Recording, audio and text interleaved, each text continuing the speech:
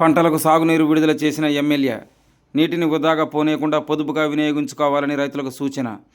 భద్రాద్రి కొత్తగూడెం జిల్లా చర్ల మండలంలోని తాల్పేరు ప్రాజెక్టుకు చెందిన కుడి ఎడమ కాలువల ద్వారా పంట పొలాలకు సాగునీరు విడుదల చేసిన భద్రాచలం ఎమ్మెల్యే డాక్టర్ తెల్లం వెంకట్రావు.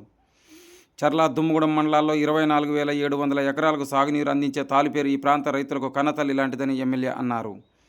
ఎలీనో ప్రభావం వల్ల నీటిని పొదుపుగా వినియోగించుకోవాలని రైతులకు సూచించారు.